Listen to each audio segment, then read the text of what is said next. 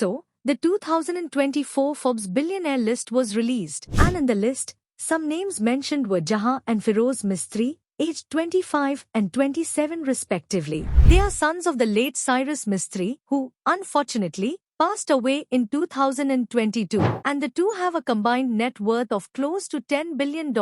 According to the Forbes list, all 15 billionaires under the age of 30 were said to have accrued their vast fortunes through inheritance. That means that in the last 15 years, there haven't been any self-made billionaires under 30. And that, kind of, is emblematic of a global phenomenon, the great wealth transfer, that's going to inject more than $5 trillion from over 1,000 wealthy people in the next 20 years into the hands of their heirs. So, is that an aberration to the whole self-made stamp associated with the ethos of entrepreneurial zeal? Think of the self-made folks who may be associated with the core of entrepreneurship itself: Mark Zuckerberg, William Gates, the Kamats, Radhakishan Damani, Gautam Adani, and more. Previously, Kylie Jenner also made the self-made billionaire list, but some doubted the veracity of that. What are the kinds of formidable barriers to entry for aspiring entrepreneurs, especially those who don't have the resources of a Mistry?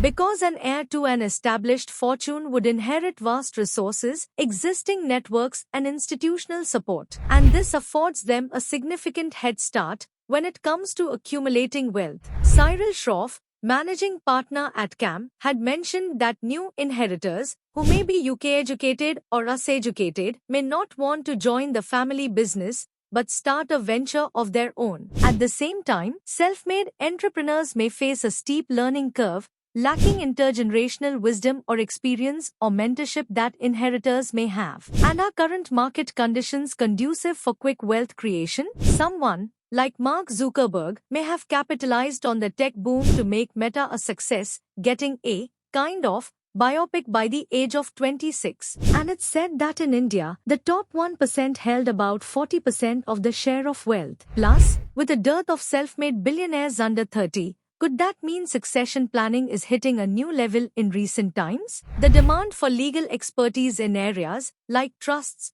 wills, and protecting assets may surge. Social and cultural dynamics, beyond the legal and financial implications. So, in 2024, what does it mean to be self-made? And what does it create a wealth multiplier, no matter where you come from?